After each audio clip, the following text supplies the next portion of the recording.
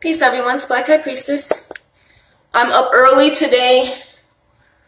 I showered and everything. I shaved. And I just really quickly wanted to mention that, and this can go for women or men, but more so for women, because men's hair is, men's body hair is a symbol of their masculinity, their virility, and even them having long hair on their head. That relates to Samson, and of course, not all men are, Hebrew Israelites like Samson or were blessed in that way. But there's a new moon energy. I don't know the exact moon cycles, but I'm feeling that this is a new moon energy because I was inspired to get a candle last night, and I got a blue one for my personal healing, but there was a white one there that was kind of ready for me to buy, so I got the white one as well. And I lit that. I set my intention. So do take advantage of the new moon. But for ladies, when during the new moon or during an intention setting phase, the new moon meaning also the black moon, that 3 days where the moon is dark and invisible, so to speak.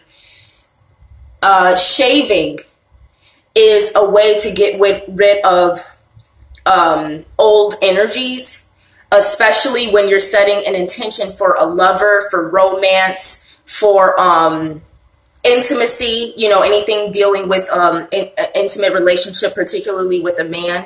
You want to shave your body hair. Shaving your body hair will compensate for that strong urge that a lot of black women get to go bald. I don't want to discourage people who have chosen, women, sisters who have chosen to go bald, but understand something. And this is going to tie into everything that I want to discuss. This time last year, meaning February of 2018, Black Panther was released.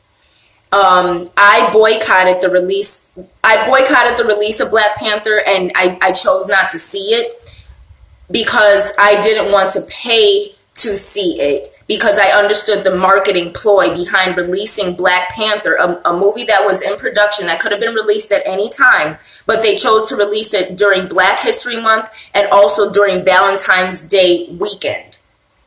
So that got a lot of black couples money. That got a lot of black money because a lot of black people invested their Valentine's Day experience in Black Panther. And again, of course, white people paid to see it as well. But there was a marketing ploy behind releasing Black Panther, during Black History Month. Of course, you can't really blame them for doing that. But you got to understand something. Black History Month is something that I personally don't agree with. And one, that's because I'm 33, going on 34 this year, and I know the Black History Month propaganda ad nauseum. And being a real revolutionary, being someone who has dedicated my life and my energy and my skills as Black High Priestess to elevating black women, elevating black people, particularly in America, where we're oppressed, we're manufactured, we're systematically oppressed, economically oppressed. When you're a real revolutionary, and when you are a spiritual revolutionary, you can see things other people can't. And what black people don't see is that Black History Month may have served at one time a purpose of informing the nation and raising awareness of issues that affect the black community. But this day and age, Black History Month is a way of creating Stockholm Syndrome. And of course, it's not about getting black people to love their oppressor, but which is what Stockholm Syndrome is, loving your traumatizer. But it is a way to traumatize black people back into psychological oppression. And when you have a whole month dedicated to traumatizing Black people who in this day and age are free in comparison to our African ancestors who had to fight for their actual physical freedom through revolution and Haitian revolution and spiritual revolution. In this day and age, Black people don't have that same problem that our ancestors who were taken as slaves and had to fight did. So it should be about raising awareness, but it's become more about getting Black people marginalized to understanding yourself as a slave descendant instead of of course you got Black people who want to talk about, Africa, talk about things that will elevate us. But the purpose of Black History Month is really to program the whole nation into that systematic oppression of Black people by reestablishing the inferiority of Black people and constantly talking about our inferior state by remembrance and honor and worship of the slave trade. Black History Month has become a altar for the slave trade. It's no different than people who wear a cross with Christ being crucified on the cross instead of wearing the cross itself, which represents being covered with the blood of Christ, instead of wearing an idol that is worshiping the death and the destruction and the torture of our Savior. Black History Month has become a way to honor and create an altar and raise an altar of torture, death, destruction, oppression, sexual slavery, scientific experimentation, extreme torture and violence toward the Black race that was brought here through slavery, and possibly some natives who were here that were taken into slavery. But the fact of the matter is they were Black. If they weren't Black, they were not taken into slavery that way. So when we're talking about Black History Month, it becomes less about your ethnicity, which ethnicity is not nationality. Ethnicity is not race. Ethnicity talks about the ethnic origin that you have. You can be a Black of the Black race, meaning genetically dominant. And you can have a different ethnicity based on the country, the region, or the culture you were born into. You got people in Nigeria that come from different ethnicities because they have different cultural heritages. They have different tribes within that one country. It's the same thing when we're talking about Black History Month. You're talking about people who are oppressed because of their phenotype, because of their race. And like I said, ethnicity is not always about your genetics. It's more so about the customs kind of that you inherit. That's why you got Latin Blacks, Hispanic Blacks. These are ethnic origins, so to speak. So that's why I don't agree with Black History Month. I'm not sure how I got on that. Talking about, talking about the Black moon and the dark moon phase, and reminding Black women that when you're going through a purging state, you can shave your body hair. You don't have to cut off your crown. And a lot of you sisters need to understand that these propaganda influences that are causing women who have locks to cut off their locks, that is directly related to the Black Panther movie. Remember, Michonne from The Walking Dead played a role in that. I haven't seen Black Panther, but I do have tickets, 2 tickets actually. I have 1 extra ticket if, I don't know if anyone wants to come see it, go see it with me, but I'm going to see it at 4:00 today, Lord willing. And that's because they're playing it for free. And I refuse to pay for a marketing ploy that was really about manipulating Black people, into accepting. It's no different than why I boycotted Django Unchained. And the reason I boycotted Django Unchained in general, not just financially and economically, is because of some of the scenes that I've heard are in that movie. You know what I mean? It's a marketing ploy, and it's not helping Black economy, which is what Black conscious people, and I don't want to say conscious because that's just become a negative term at this point, because the conscious community is negative. But Black revolutionaries, this is a month where we can demonstrate our economic unity. You know what I mean? So for Black people, myself included, this is a great time to promote your products and services, because a lot of Black people will take this window of opportunity, really, so to speak, to show Black love and Black unity. So definitely promote your products and services during this time. Another reason why I don't agree with Black History Month, because wait, what was I just gonna say? Oh, Black History Month is it's based on what I just said.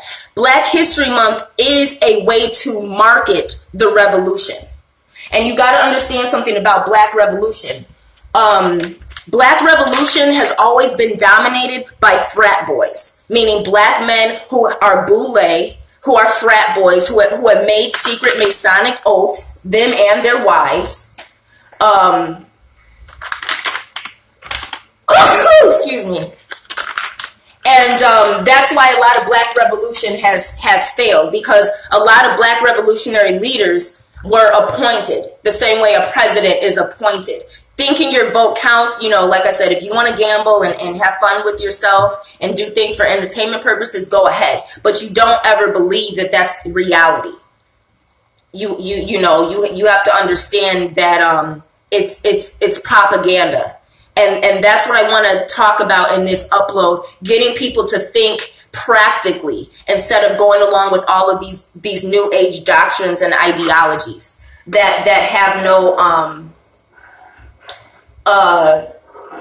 basis, so to speak, one in the Bible, two in reality. And that's why I want to encourage people, talk to. When you want to know and understand some things, you have to talk to people. You have to live experiences. You can't always read up on stuff. You can't believe everything you read, see, or hear. All right. So that's moving on to the topic I really want to discuss. But I just want to reiterate, Michonne from The Walking Dead, I forget the actress's name. She plays in Black Panther, and in The Walking Dead, she's known for having locks, even though that was essentially a costume, prop, a wig, maybe, it was part of her costume. But the fact of the matter is, her character was a Black woman with locks who was able to fight and defend herself and other people. She's still playing a warrior character from what I understand. Like I said, I'm going to see the movie today. But she's bald in Black Panther. So a lot of you Black women don't understand how much I pay attention to a lot of things. Since in this past year, I can name, and I'm not going to name, but 5 Black women who had natural hair. I'm not talking about Black women who had perm or something like this. 5 Black women who had natural hair, even locks, from my Facebook, social media, but Facebook specifically, or women who I know. I may not be friends with them on Facebook, but I know them from being a revolutionary and from being Black priestess. I can list 5 sisters at the least who in this last year are now bald when they had natural longer hair.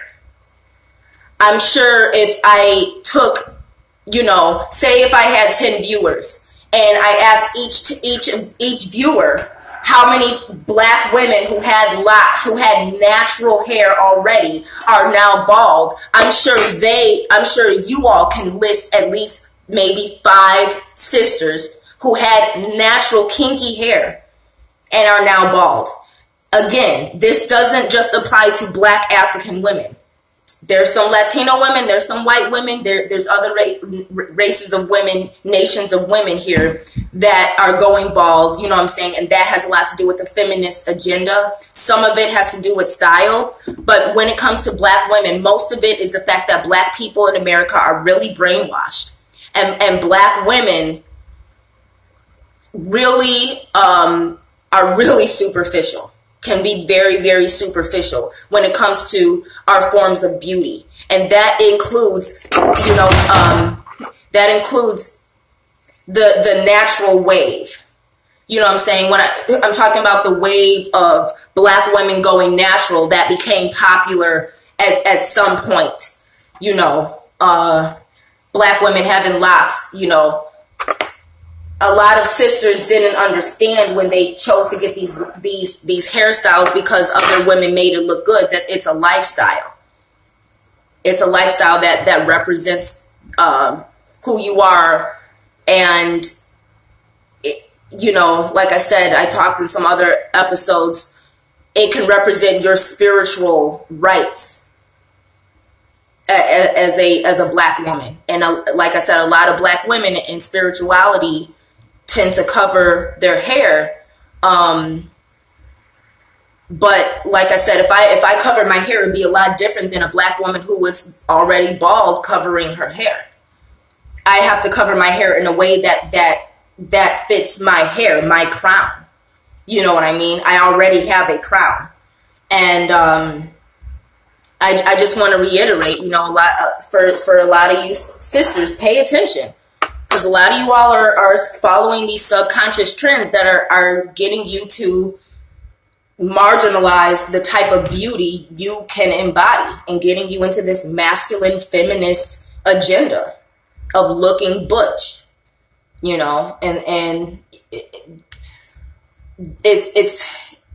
I want to raise awareness about that without ridiculing a person's personal preference, personal style. Understanding that baldness with Black women is propaganda. There's reasons that women like to have short hair and things like that, but there's too many Black women who have no connection to their hair, no real genuine connection to their hair. And a lot of Black women opt out of the lifestyle of growing long hair, and it's just easier to go bald. But it is masculine. In Africa, it may be considered feminine in certain ways, but I just want to raise awareness about that. A lot of you sisters, you might have saw Black Panther, I don't know, but that subconscious thing of seeing me shown, having locks, long locks, and then seeing her bald. How many Black women do you all know who are now bald? Who in the last year or two, last year and a half, went bald for a non-medical reason, and even still, some women go bald because of cancer, because of medical reasons. It's one thing if your hair falls out, but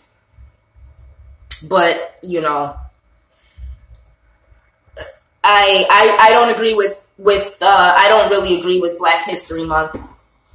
Because I see the way people become. I think, like I said, the Black Revolution has at some point, Black Revolution became a marketing tool for Black people who really don't have any concern for the well-being of the race here in America, but we're making a lot of money off of being a figure of revolution, off of being a public figure of revolution. And without taking away the rich history of actual Black revolution that we have on this soil in America. Black History Month helps market our struggle and make it become for sale. And most Black people who are conscious are not revolutionaries. They are just selling their consciousness because they have something to sell. You can make money off of ignorant Black people easily. You can tell black people what they want to hear. You can tell black people things that they want to know about themselves. And black people will pay certain people that they're comfortable with. Certain people who tell them what they want to hear. You know, and who massage their ego. Black people will come out of their pocket for those things. And most black, a lot of black revolution has become economical. And now our struggle, our spirituality, our culture is for sale. And black people are the main ones doing it. Black people in our own communities, we have a marketplace that is oversaturated with products that are not really helping black people in revolution. It's great to have products that help you in your mundane life. It's great to have clothes, jewelry, hygiene care, health products. But when it comes to black revolution, we don't need any more shea butter. We need our own hospitals. We need healers to have places where they can actively practice our forms of medicine and spiritual healing. Hold on.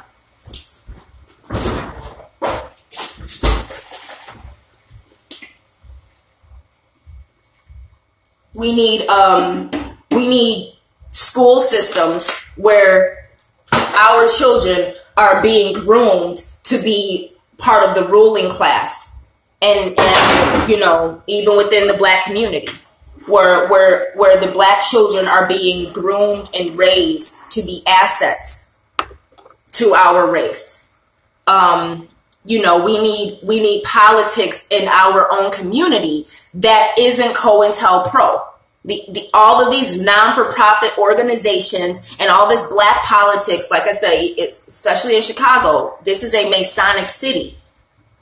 And there's all of these non-for-profit organizations, but where are the opportunities for actual revolution to take place, for actual change in the status quo?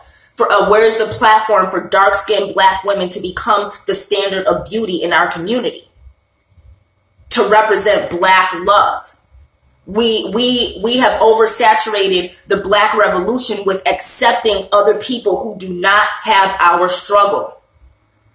You know what I'm saying? So Black History Month is no longer serving any revolutionary purpose. It's a way to market and sell and manipulate the black struggle. And it's a way to re-traumatize black people who never experienced that brutality from whites into inferiority.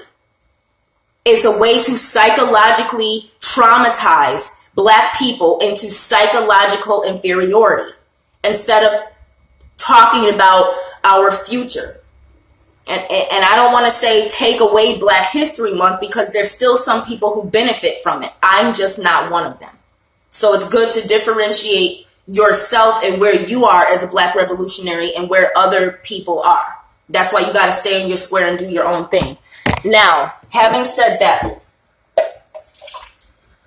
I want to talk about, hold on, let me wash this out real quick. How's everyone doing anyway? Nice Tuesday today. Wash this real quick. Get my matcha ready here.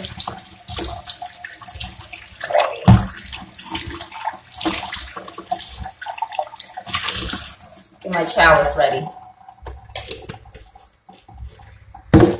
Having said that, what I really wanted to talk about today was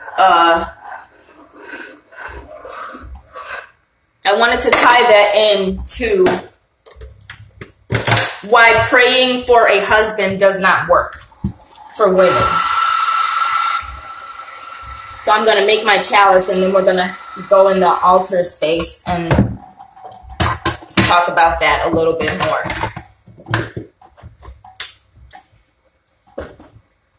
And I woke up with this on my mind, and like I said, it could because of, the intention I set last night. Nutmeg and my honey and my vanilla for my chalice.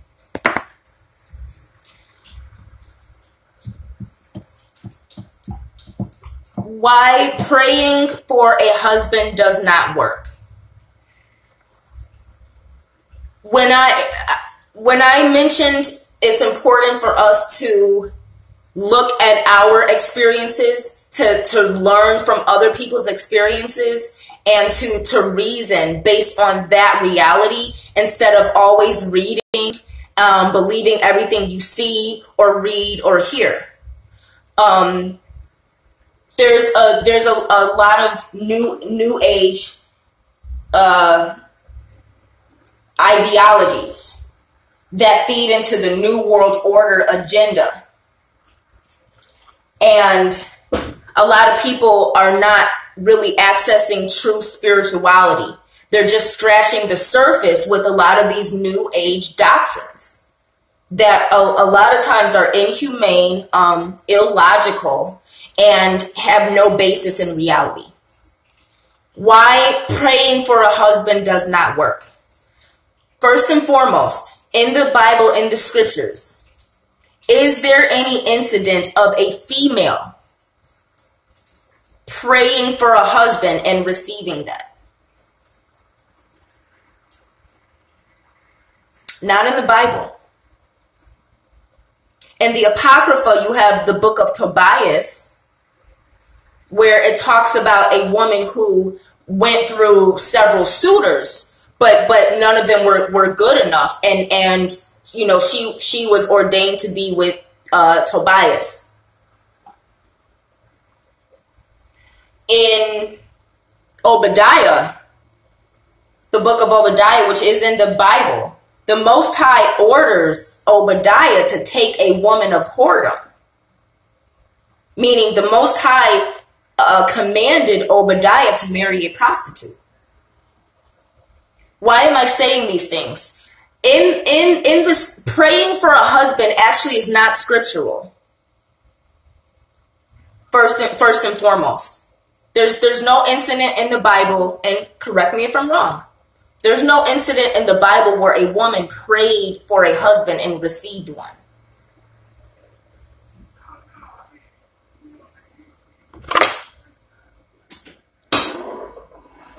The way humans were created, the way Adam and Eve were created, the woman was created for the man. The man was not created for the woman. The woman was created for the man. The Most High designed sex to be between a married couple, not an unmarried couple, not men and men, not women and women, not single people. The Most High designed sex to be between man and wife, husband and wife. The Most High designed a woman to be in subjugation to a man. That is the design. That's also the law, or so to speak, the teachings of Christ and the commandments. In reality, how many people, how many women do you all know who prayed for a husband and got one? How many wives now to this day that you all know personally who are happily married that can tell you the way she got married was by praying for a husband? I can guarantee you none of them. I can guarantee if you ask the women who are happily married in your life or in your community or in your social network, I guarantee none of them will tell you they got married because they prayed for their husband. The reality is that make this chalice.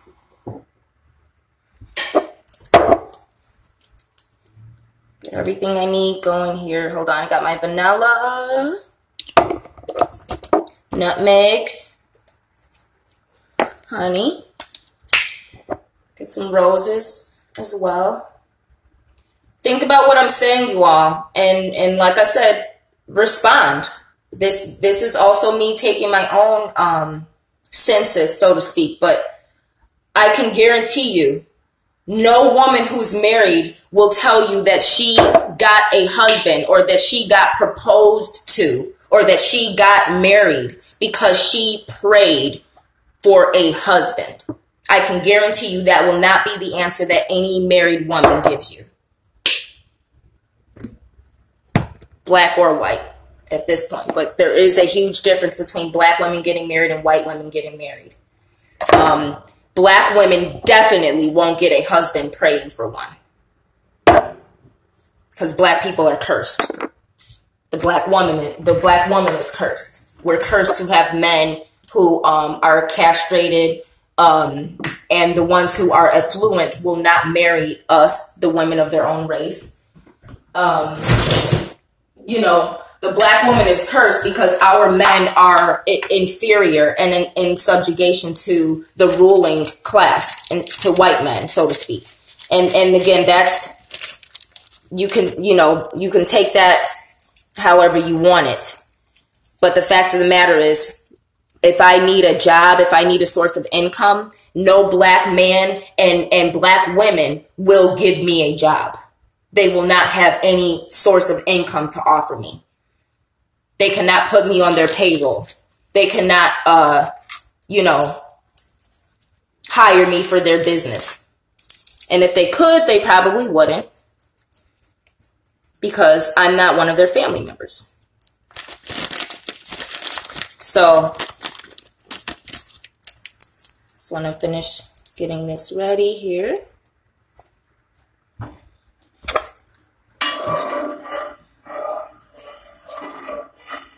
This ready.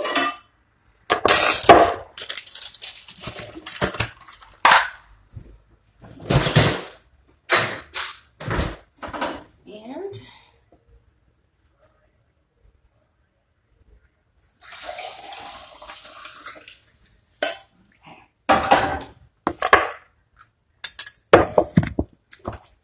more honey in there. All right, y'all. Let's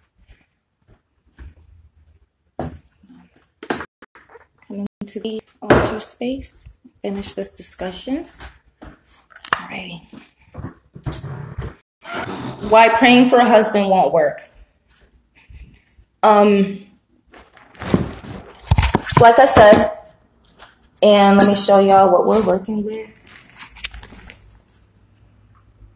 It's got the rose petals around. Still kind of blurry, I don't know.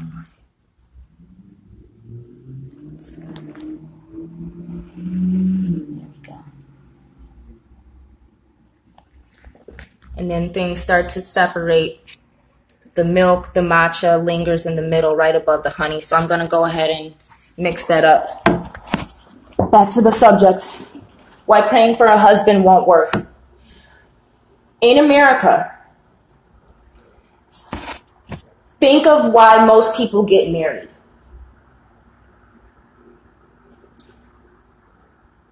I'm willing to bet that if you talk to people and they're honest with you, and some people will be honest, especially older people. Young people still have a lot to prove to themselves and tend to be in denial. Older people are past that need to prove things to others. Most people are married because the woman got pregnant. And there's nothing wrong with that because, again, like I said, according to the Most High, marriage was designed to continue the species. Marriage is for people who are going to continue the species. The responsibility that having children takes requires marriage. Okay? It requires marriage. It requires that type of contract and that type of bond. Because if a woman has a child and there's no man around, one, while she's pregnant, while she's giving birth, and in those early stages of having to nurse the baby while it's suckling the breast, a woman requires a man to be around. Most black women who are single mothers, I can guarantee you, they have women in their family helping them raise the baby. Women who themselves were likely single mothers. Okay? That's a problem in the black community. But it's also one of the curses on black women and black men. But black women suffer the inferiority of our men. Black men, some suffer the conditions of the black woman. A lot of black women, have ruined some black men's lives. And I'll get into that. But black men are mostly suffering white supremacy and how that relates to the economy and things like that.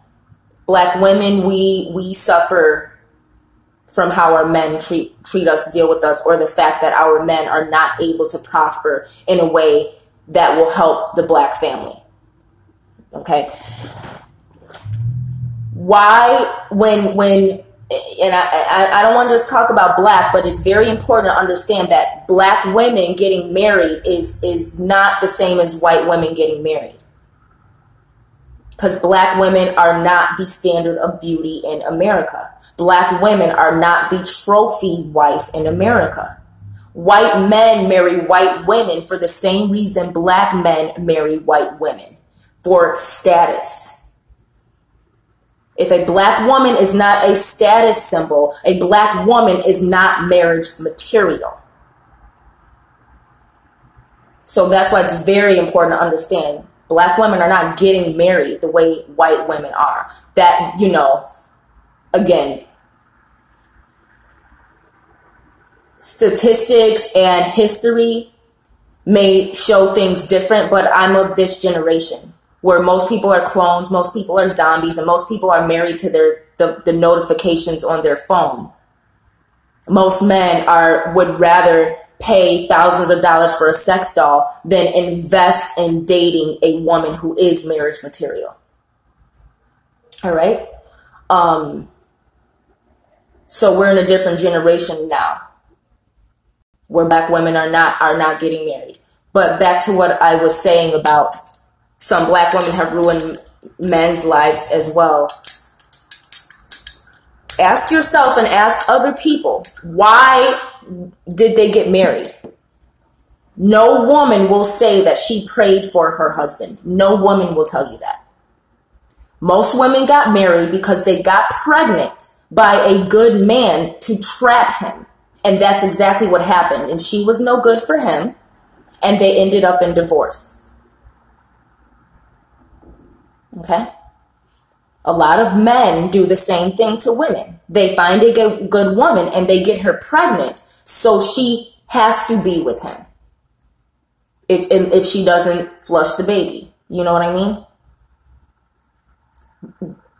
Bad people who are not worth that much, get good people pregnant, men and women.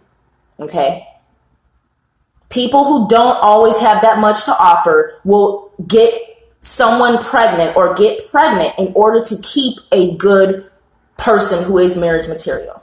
And I can guarantee you that's why most people are married, because somebody trapped somebody with a baby.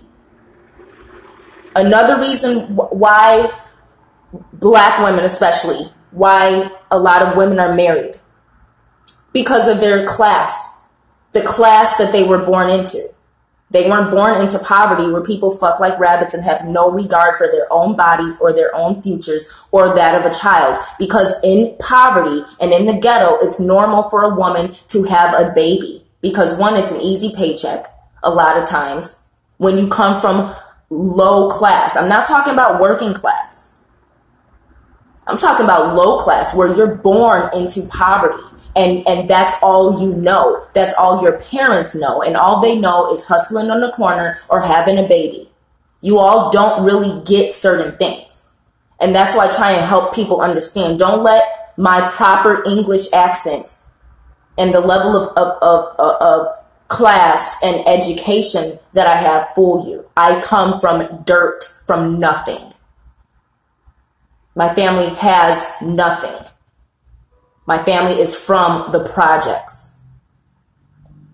I was the first in my family, because of the decisions my mother made, to be raised around affluential white people to get an education. That has not helped me financially, because I still come from poverty. When you come from poverty, you don't know the right people. You don't have the same opportunities, especially if you're not willing to sell out your culture to get cozy with white people who will lift you up as long as you become assimilated to their white supremacist standards. Of course, that's something Black High Priestess is not really willing to do. Not for a paycheck, not for a job. So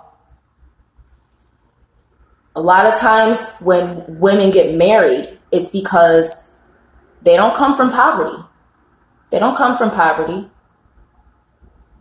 They are around men who are affluential, men who are groomed to treat women with respect, men who are groomed to have a wife because these men want to maintain their status, their social class and their social status. So these men get married instead of being a baby daddy.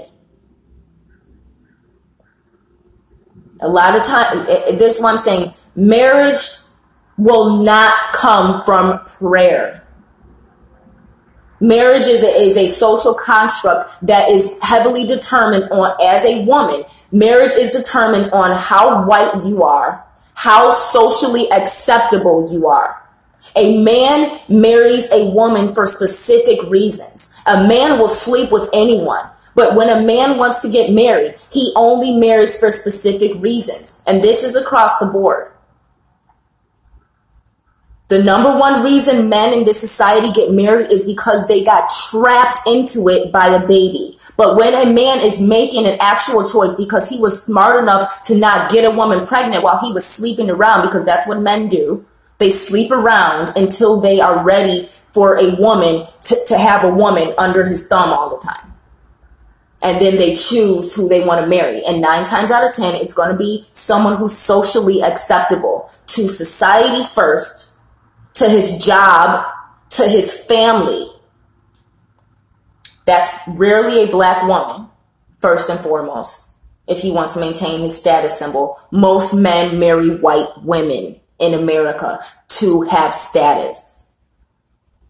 Second, he's going to marry a woman that he can control and manipulate, because that's what men like to do. Men don't marry women who are smarter than them. Men don't marry women who make more money than them unless they are looking for a come up, unless they're looking for a sugar mama. But 9 times out of 10, if a man has a sugar mama, he's not going to marry her. She'll deal with him, and then she'll look for a real man who can protect and provide for her. All right? Men don't marry women who are smarter than them, more attractive than them, who are more powerful than them spiritually, who are more spiritually connected than they are. Men don't marry women who make more money than them. So if you're a Black woman and you're excelling in society, and Black women are ruling in education, graduating college more, getting better jobs, and again, systematic, because women are not as big a threat as Black men. But still, if you're a Black woman who is thriving socially, your chances of finding a Black husband when over the age of 25 is slim to none in this society, because of the statistics of mass incarceration, murder, you know what I'm saying, and the general statistics of how Black men relate to Black women socially. Black men are not keeping up with Black women socially, economically, or through education, and certainly not spiritually. But you have, I would say there's more Black men who are spiritual practitioners But I can guarantee you they're broke as fuck. I can guarantee you they don't have the financial stability to take on a wife, but they have spiritual power maybe. But they can't take on a wife. So that lessens the women in his community, in his social circle. That takes away from them, because this brother, he's a man, but he's not marriage material. So if you're a black woman and you're excelling and you're marriage material, and black men are not keeping up with black women for being marriage material, the black woman is forced to be single, be lesbian, or find marriage outside of her race. Find marriage in a race that is not being systematically oppressed, and a race that comes from a culture where it is noble to marry a woman. That is not black culture. Black people do things outside of white supremacy.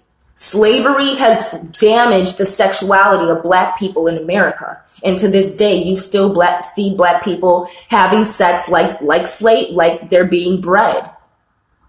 You still see black people breeding the slaves. And now that black people are no longer needed here as slaves, the slave babies, so to speak, are being murdered.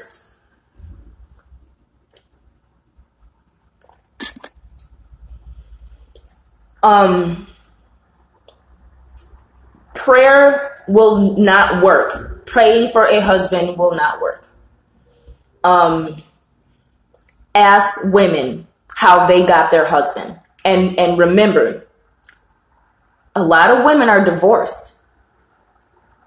You got to understand something about women. And that's something that I see, but I'm understanding from other men who have dealt with women that they chose. Because see, a man is not going to propose to me. He'll offer to take me on a date for the purpose of having sex with me because of how I look, because I'm a model, because I look good. You know, I'm beautiful, and I'm looked at as a side chick.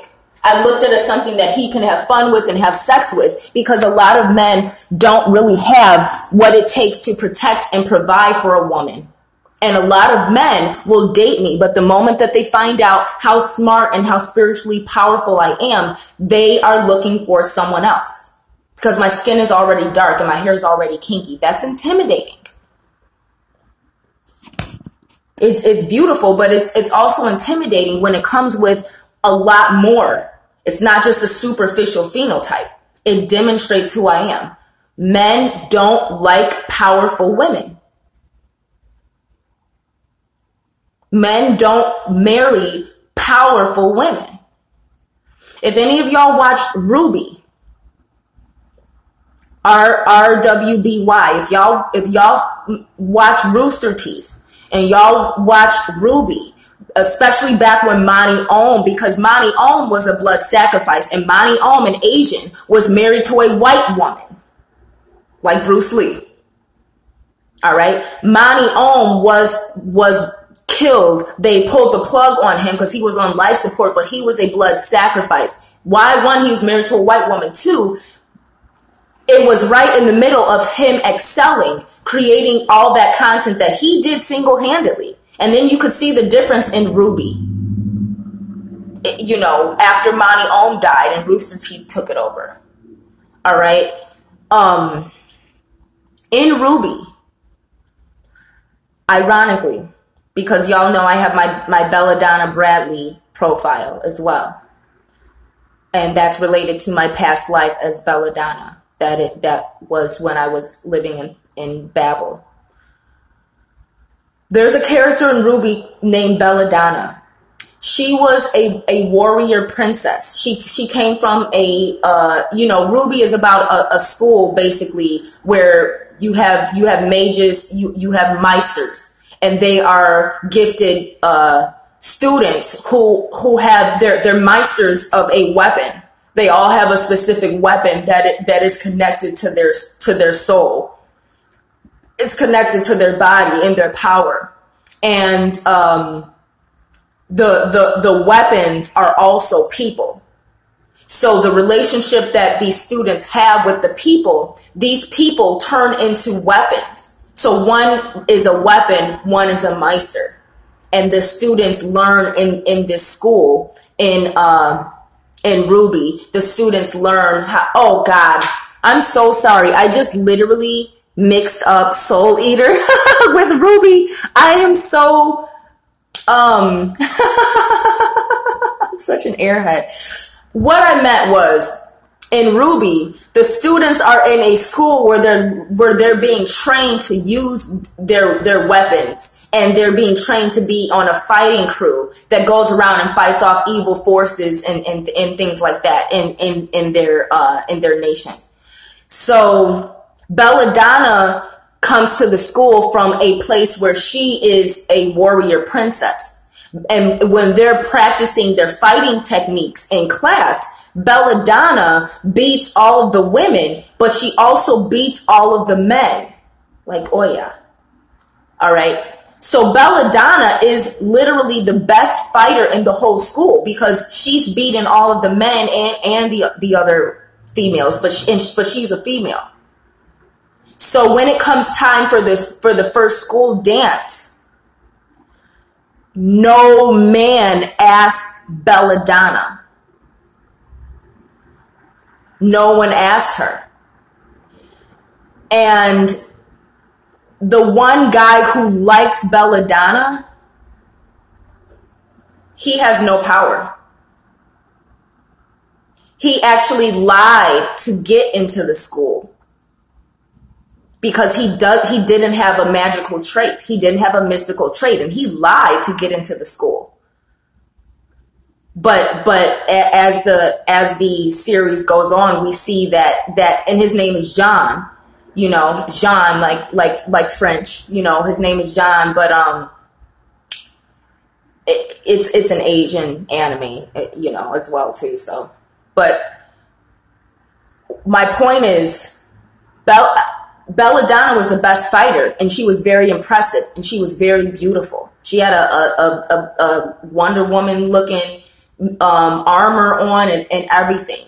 But when it came time for a man to ask her on a date to the school dance, no man asked her. And then when John came around, because he liked her, but he was also intimidated because he has no power at all. And she's the most powerful person in the school. So you see how that works there? But he is the one who really truly likes her.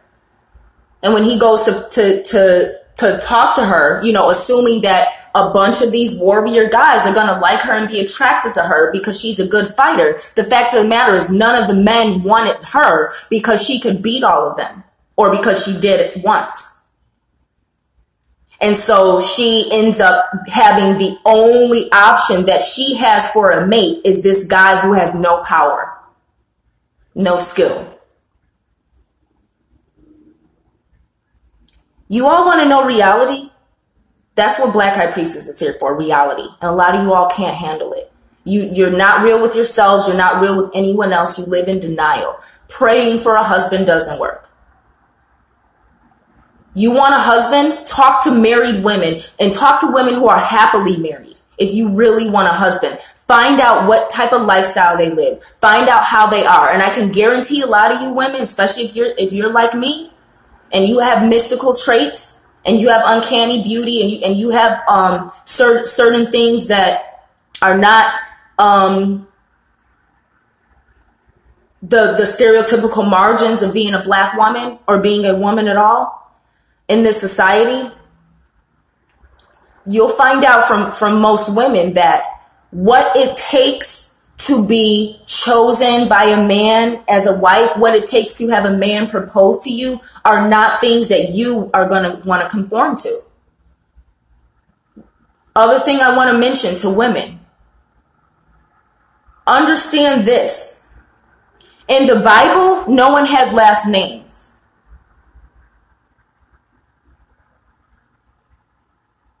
When did Black people start getting last names? I have to do a little bit more research on it, but I'm willing to bet it's around the time where slavery happened and white colonialism happened. And Black people started getting last names because your last name came from the slave owner and from the European culture of them, you know, so to speak, having these names, having these last names that you were branded with. A last name is a form of a brand. It's like being branded. Like slaves were. Why am I saying this? Women, understand that marriage requires you to change your last name, which means, as a woman, you being married to a husband requires you to change everything about who you are as a woman. It does not require the man to change anything about himself. That is the design, and that is the social legal construct. Marriage for a woman means losing your whole identity and being his wife. That becomes your identity. Being a wife and being a mother. That is the design. Most marriages end in divorce because that woman did not change her identity. She changed her last name, but she didn't become his wife and she didn't become the mother. She wanted to still be who she was. And that is not what happens in a marriage. A marriage works when a woman changes everything about herself and becomes nothing but his wife. And being his wife 9 times out of 10, unless you're infertile, will make you a mother. And motherhood is meant for married women only. That was the design from the Most High. There are a lot of women out here who are not willing to change everything about yourself in order to have a husband. That's why you have to change your last name, because being a woman in a marriage means you have no right to an ego. It means you are your husband. He is your head. The man's head is the Most High, but the woman's head is her husband. So again, your head, your crown, your identity, your psychology, your knowledge of self as a woman has to change completely to be that man's wife. That becomes your identity. Most women can't do that, especially not black women. Because black women are used to having to do everything ourselves without the help of our men when it comes to raising children and things like that.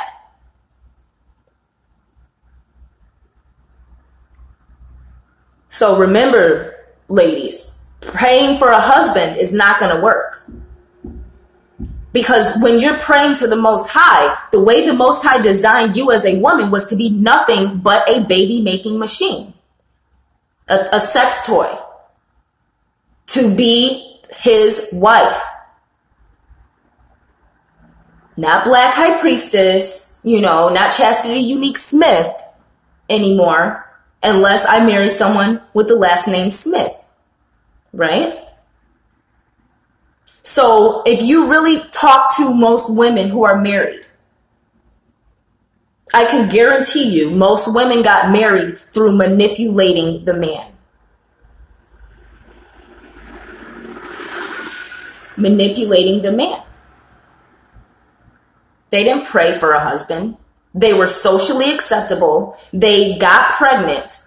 They were in the right class and the right circumstances where people get married to maintain their social status. She comes from the right class, or she got involved in a society where the men are affluent and get married. And she had the right complexion,